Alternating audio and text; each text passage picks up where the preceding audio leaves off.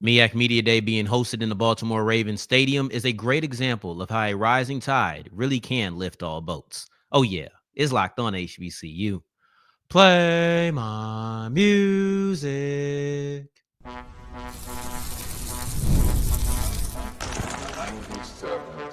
You are Locked On HBCU, your daily podcast covering HBCU sports. Part of the Locked On Podcast Network, your team every day. What's going on, family? Welcome back to another episode of the Locked On HBCU podcast, your number one daily one-stop shop for everything HBCU athletics, Monday through Friday. Part of the Locked On Podcast Network, your team every day. And now, of course, Sam Darrion Gray, a.k.a. the Mouth of the South, Texas Southern alum and former TSU Herald Sports editor and current contributing writer at USA Today Saints Wire and site expert at Who Dat Dish. Thank you for going on this journey with me. Make a Locked On HBCU your first listen of the day every day. And remember, just because the mic cuts off does not mean that the journey is over. It just means it's time to follow me on Twitter at South Exclusives. Starts with an S and ends with an S. I hope all of my everydayers had a phenomenal Memorial Day. I know I had a good time myself. And we are back at work today on this beautiful Wednesday. And we're going to wrap up today's episode by taking a look at how Lincoln, Missouri's 4x4 teams, both on the women and men's side, had a great day. And it was really the show for all HBCUs at the Division II National Outdoors.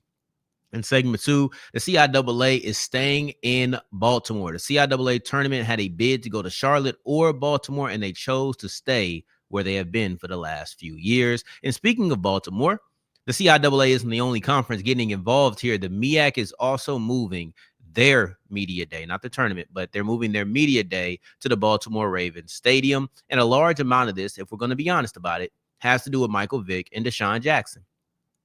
But I think the fact that the MEAC felt comfortable enough to move their event there, the fact that the Baltimore Ravens wanted to host that event there, is a great example of how a rising tide does lift all boats. That's not necessarily true in all cases. I've seen a lot of rising tides that don't lift all boats, but this is a situation, a very specific situation. I don't want to expand this conversation beyond just MEAC Media Day, because I don't think that, and I think this happened with Deion Sanders a lot.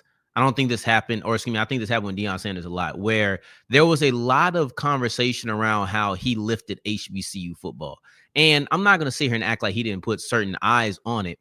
But in my opinion, he did what Deion Sanders was supposed to do and elevate his program. I didn't necessarily feel that trickle-down effect as much as it was vocalized. And I don't think that that is a critique. I don't think that that is a problem. I actually think that that's how it'll go for Desean Jackson and how it'll go for Michael Vick once we get into the season. The success of one school, it rarely just puts a ton of attention on all the other schools within the conference. Yes, when you face that team, you'll get more eyes, but that is not the same as lifting, in my opinion. That's just me personally. I don't think that South Carolina State got a lift from beating Deion Sanders. I don't believe that. I don't think that North Carolina Central got a lift from beating Deion Sanders and Jackson State. I just don't feel that way. I don't think that the SWAC in general, as a Texas Southern alum, I know we were bad, so it's not the best example. I'll use FAMU. I don't think FAMU saw a lift from that. It's very difficult to lift programs that are not your program. I just never liked that narrative in general. I didn't want to fall victim into feeling like I was leaning into that when it comes to Vick and Jackson. No, I think simply looking at the MEAC Media Day, this is a rising tide lifts all boats. Let's be very clear. The tide here is the quote-unquote celebrity coaches. The tide here is Desean Jackson and Michael Vick. They are the two people who everybody is looking at in HBCU football going into 2025, specifically within the MEAC, because that's where they'll be competing. And I'll be looking closely too. That is a very competitive conference. So I want to see how they're able to fare in their debut season. But this is what Commissioner Stills had to say about the decision to move, and the ability, I should say, to move MEAC Media Day to the Baltimore Ravens Stadium. She says, "This is a historic milestone for the MEAC. Hosting our football media day at an NFL venue reflects the growing visibility, strength, and momentum of our conference. We're thrilled to showcase our member institutions in such a dynamic and high-profile environment." a lot of that is the two coaches for Norfolk State and Desean Jackson at Delaware State, right? So you got Vick at Norfolk and you got Desean at Delaware State, excuse me. We have to be real. We have to be real. And I'm not trying to, one thing I want to be careful not to do a couple of things, because I think that sometimes in the sense of praising one entity, whether that's a coach or a university, either purposefully or accidentally, we bring down and we act like these other schools just ain't worth nothing. And I don't want to do that, because I'm going to be honest with you. I think that this is the MEAC moving their media day to the Baltimore Ravens Stadium. A lot of that has to do with Desean Jackson. It has to do with Michael Vick. Of course, I'm not going to deny that, but I won't act as if this is a two-man conference. I think that the MEAC has 4 coaches who are real draws. I think that you look at Vick and Jackson for obvious reasons, but I believe Trey Oliver and Chennis Berry are great players, or excuse me, I believe they're great entities in this venue specifically, you know? So the thing that gets me, and this is my only hope, I hope that we don't see the other coaches get ignored. And that's a real possibility. That is a real possibility, that outside of Delaware State and Norfolk State, that increased presence of media doesn't spread over to other schools. Because let's be clear, most times you're going to see a media day in a hotel. Most times it's going to be very small quarters. It's not going to be a lot of people who are there. But I do believe with the inclusion of not just one, but 2 coaches with a lot of NFL experience and a big name to go along with it, I believe that there's going to be a high influx of media coverage at MEAC Media Day. I just hope that we don't see them ignore other people. One, it's extremely easy. Let's just be clear, because it's the real. It's very easy to come up with questions for Norfolk State and Delaware State. It's very easy to come up with questions for Desean Jackson and Michael Vick. If you give me 30 minutes, I could go prepare an episode. It wouldn't be my favorite episode, because I don't want to go a little bit deeper than these surface level questions. But you give me 15 to 30 minutes, I promise you I could turn around and interview Michael Vick or Desean Jackson for the entirety of Locked On HBCU. I guarantee you I could do that. It's not difficult. And I've had more difficult interviews. Certain people are more difficult to come up with questions and narratives that you want to dive into than others. And it's simple. It's all there for you when it comes to these coaches and these players, because they're going to ask you a lot about, oh, what does this player do? The second thing is, I've seen smaller entities most times, or my example specifically is at the NFL Combine. You've seen the top 10 pick has everybody over there, but then the guy who's predicted to go just in the 3rd round doesn't have that many people. I hope we don't see this. Because like I mentioned earlier, the idea of moving MEAC Media Day to the Baltimore Ravens Stadium is to be able to accommodate the influx of media that you expect to have because of Vick, because of Jackson. But this is not a 2-man conference. I don't even think that MEAC Media Day will be a 2-man show as far as who creates interesting content. And this isn't about content, but this is the best way to put it. Everybody's going to show up to see Vick and Jackson. But boy, when I tell you, when they get a look at Trey Oliver and Chennis Berry, it's a different conversation. I'm serious. I think that the high profile of the MEAC, you have those 2 coaches, but I believe that Berry, I believe that Oliver, they've done a great job over recent years of really building their brand, specifically Chennis Berry. So while Michael Vick and Desean Jackson are going to step in with their name recognition from their playing days, they're going to step in with a lot of intrigue, do not believe that this is just a 2-man show. Trey Oliver is a walking soundbite. He never really reaches for a quote. I don't really see that, but he doesn't hold his tongue either. He's very straightforward, very open. So he's going to give you a lot to go off of. And I'm not just talking about from a salacious fan standpoint where you want drama. I'm talking about from a journalistic standpoint. He's very to the point, very open. He's going to give you as much information as he can. I appreciate that about him. And when you're talking about Chennis Berry, he's a vocal magnet. Like, just the way he speaks, you want to listen. What he says, it feels motivational, even if it's not. It just feels he creates a different environment when he speaks. This is different from all the other coaches. So I'll say this. it's like I said, my fear is that media may only go for the two head coaches that they were going in there for. But if media decides, you know what, we're here for Desean Jackson, we're here for Norfolk State, we're here for Michael Vick. Like, if we're here for these things, but we're already present, let's go talk to North Carolina Central. Let's go talk to South Carolina State, because Chennis Berry and Trey Oliver are going to have you walking away with something that you're grateful you didn't just stick to the sides that you knew were going to be present. That's what I want to say, because just in general, those are really good coaches. Those are really good coaches, and those are really good people to talk to. And I don't know how Vick and Jackson will be in either one of those categories. I know people are going to want to talk to Vick and Jackson, but I can tell you right now, the other two, and this is no disrespect to Howard. This is no disrespect to why am I drawing a blank? This feels disrespectful. Norfolk State, Delaware State, Howard, North Carolina Central, South Carolina State.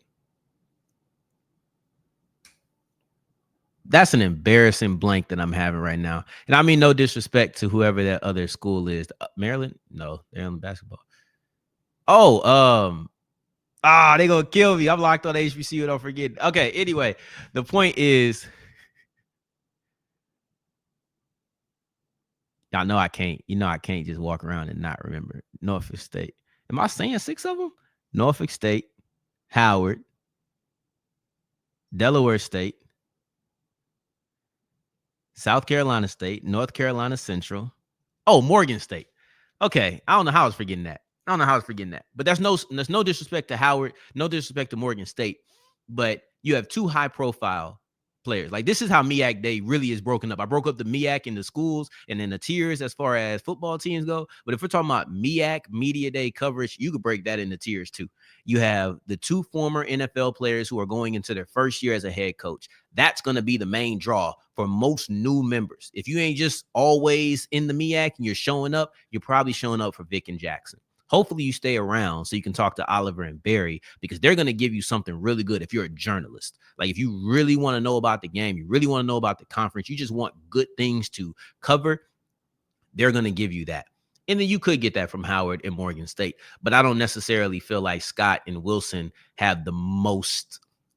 They're not the biggest draws when you're talking about what they're going to say. You just hope they show up on the field. All right, there we go. Sorry for forgetting Morgan State, but I knew I was going to get it right eventually. Now, as we push forward, we're going to look at the CIAA. The MEAC Media Day is going to Baltimore, while the CIAA Tournament is staying in Baltimore. And we're going to break down why Charlotte was not selected as we continue with Locked On HBCU. Today's episode is brought to you by FanDuel. Today, I believe that the Oklahoma City Thunder are going to officially punch their ticket into the NBA Finals. Shai Gilgeous-Alexander, the Oklahoma City Thunder, they're going to be a beast. But you know what? Let's not even talk about the biggest stars. Let's talk about this 4-game parlay.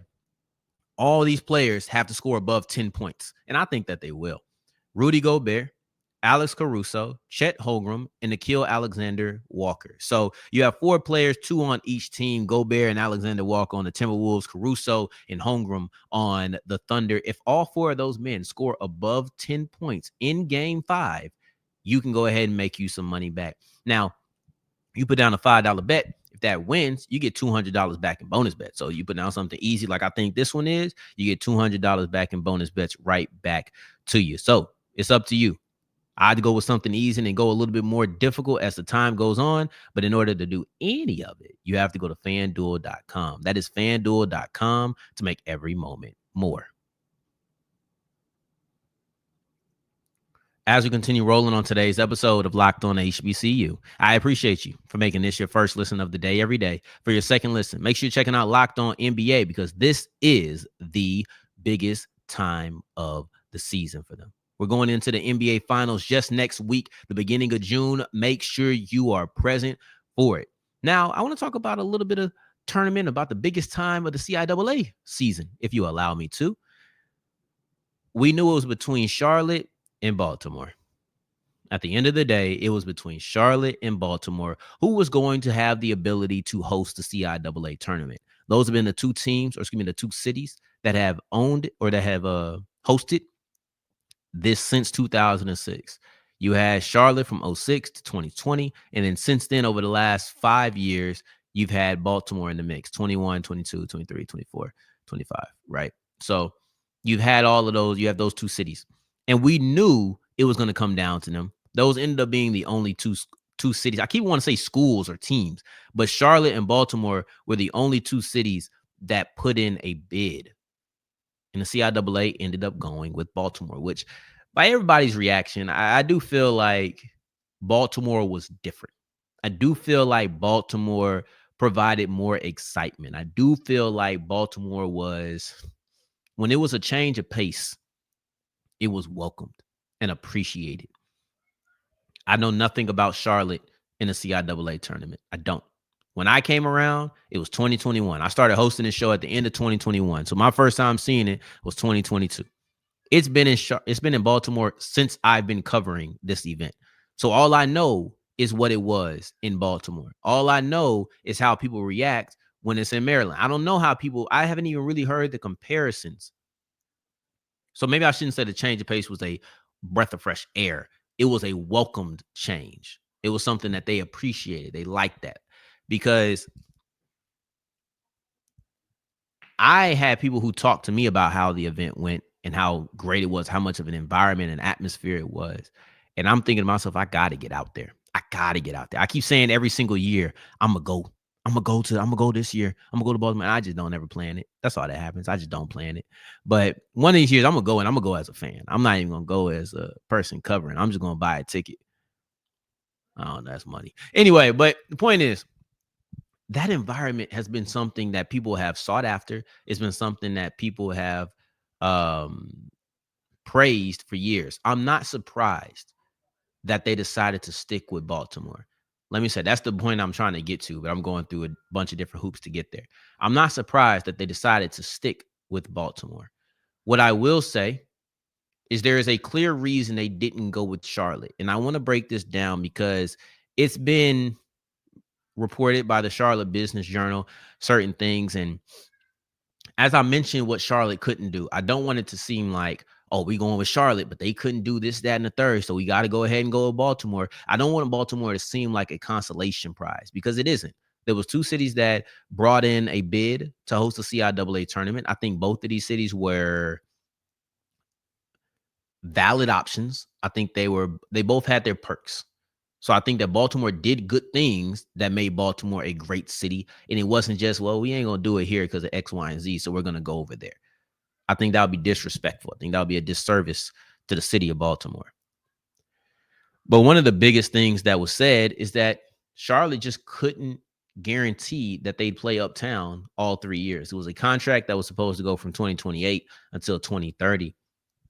And Charlotte couldn't guarantee. Matter of fact, they came in with a bid that had split venues in the year 2029. So 28, uptown at the Spectrum Center. 30, uptown at the Spectrum Center. But then in 29, they want to go to the Bojangles Coliseum, and that is not uptown. That is not uptown Charlotte. And there goes the problem. And let me tell you why I think that this should have been the end of all conversations. You should have known, if you were Charlotte, once I made this move, I was not getting the tournament. Because according to the Charlotte Business Journal, I want to give a straight quote.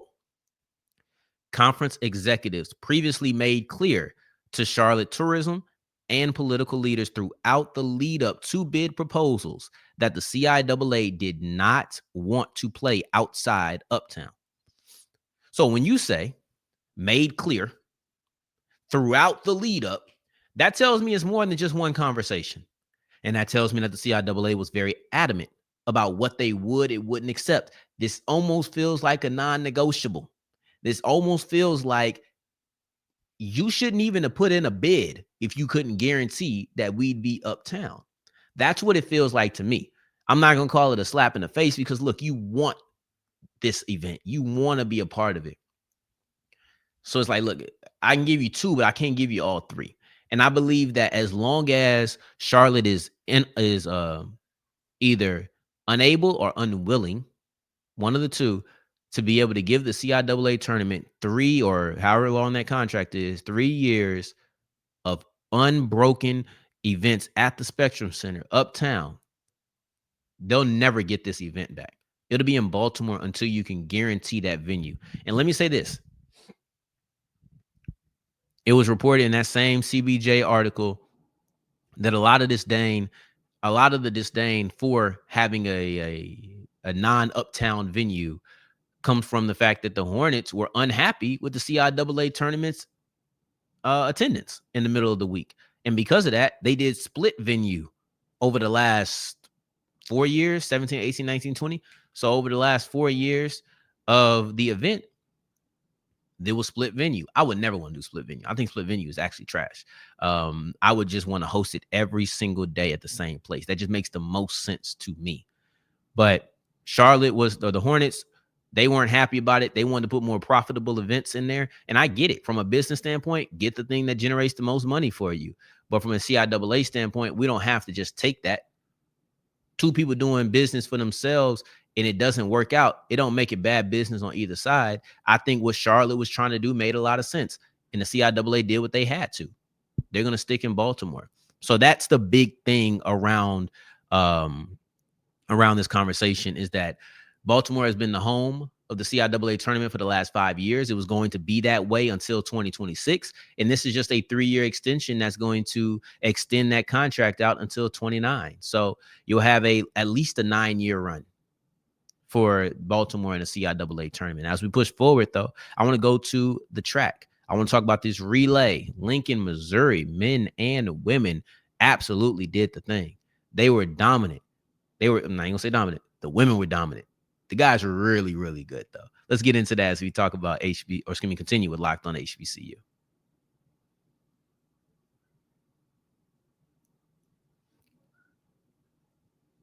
As we're wrapping up today's episode of Locked On HBCU, I appreciate you for making this your first listen of the day every day, making it all the way to segment 3, and I thank you 2 times for that. Thank you. Thank you. Now, Lincoln was easily the top HBCU at the D2 Outdoor Track and Field Championships. Now, I don't typically view track and field through team lenses because it really doesn't matter for me unless we're talking about conference championships. When we're talking conference championships, then yes, I may say Lincoln did this, that, and the third. I may say that Alabama State did this, that, and the third. But most times, if I'm speaking about teams, I'm talking about, man, look at this collection of talent, not what the team achieved. I'm talking about individuals on that team. The reason I do that is because HBCUs have not been winning many championships here. Like when you're talking about, I don't know what Lincoln did as far as a team score. I know they weren't first, second, third. I know they weren't that. But what I can say is that the 4x4 relays, smoking. Both ended with personal best. Now, I'm kind of divided between ladies first or saving the best for last. Because let's be very clear, the ladies were the best in this situation. I think being a gentleman is what's going to win out. And I'm going to go ahead and go ladies first. But this is an absolute domination and it's a continued domination when it comes for Lincoln women's 4x4 team. They won the outdoor championships this past weekend, and in the indoor championships earlier in March, they got first place in that as well. It was a little bit closer. That indoor championship, I think that was decided within a tenth of a second, maybe half a tenth or 500th of a second, I should say. But anyway, we're focused on the outdoors right now. In the outdoors, they had another personal best. They had a personal best, and it was really legs 3 and 4. It was the third and fourth leg that really won them this championship. Because when you look at that third handoff, it was a lot of teams in white. It looked like it was a lot of teams in white and blue, to be honest. So it looked as if Lincoln was in fourth place, maybe third. Excuse me. But that third leg was where it all turned, right? If I'm using football terms, she flipped the field. And that was Chevonne Thomas who took that third leg, and she ran a 52-42 split. So she was hawking down everybody because she was in fourth place by a good margin. By the time that she handed off the baton, they were in first place by a good margin. Like I said, if we're speaking in football terms, which I love to do for any sport, she absolutely flipped the field. This is just like a punter who had you backed up, and now all of a sudden the opponent is backed up. because you have such a good punter. That's what the third leg was. If it wasn't for Chevonne Thomas, you're not seeing Lincoln at the top of that podium. If it wasn't for Thomas and her 52-42, you are not looking at Lincoln as a first place team. Maybe second, right? Like maybe second, because George did come in the anchor and do her thing. She ran a 52-17. So she had a great run herself. I don't want to dismiss the third or dismiss the fourth, but the third leg is where it all turned around. And I feel like at that point, it was no more I'm having to chase down anybody. And we've seen that where athletes, they press the gas and they catch them. They may even pass up first place, but they use so much of their energy trying to catch up that they don't have any to hold on to the lead that they grab for a slight second. They don't have it. And that wasn't the case here. Thomas ran down whoever it was in first place, passed her up, and then kept running. And once she passed it off to George, people were trying to catch up to George, and they was in a different predicament. For example, some school passed up George for a second, by maybe a step or two, by maybe a step. And that ended quickly. Faded back. I think that team ended up in fourth place, fifth place, because you pressed the gas so much, you didn't have any left. You pressed the gas so much that you had nothing left. But George held on. You had somebody who tried to press up on her late, and she put that last ditch effort, and she pushed past for the first place. And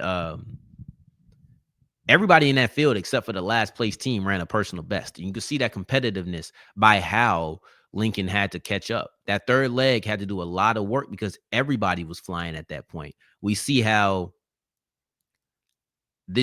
sometimes these stages really do bring the best out of people. And we saw that with the 4x4 women's relay. Now on the men's side, they finished second. And granted, I seen all these results before I actually went to go watch the races. I already knew what the result was. So I'll say this. It never really felt like the men's team was going to win. I knew they weren't going to win, but I also grew up watching wrestling. So I believe in suspension of disbelief. I still watch movies, still watch wrestling. So I know how to suspend my disbelief. But the problem is, as you're watching it, it never really felt like Lincoln was going to win. They were in second place for a good portion of the race.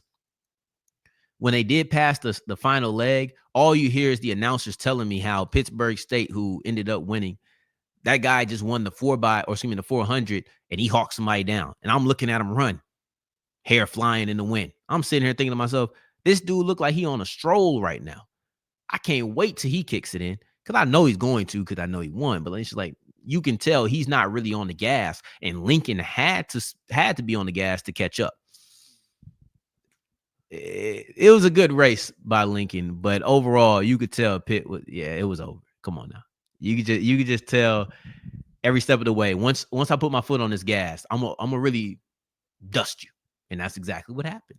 But second place for them for the second time in 3 years. Just really good. Got to look at it from a team standpoint. Really good performance by both of the Lincoln relay teams. And that's when you got to give some credit to the team, give some credit to the coaches, because what they were able to do from a relay standpoint does have to do with coaching heavily.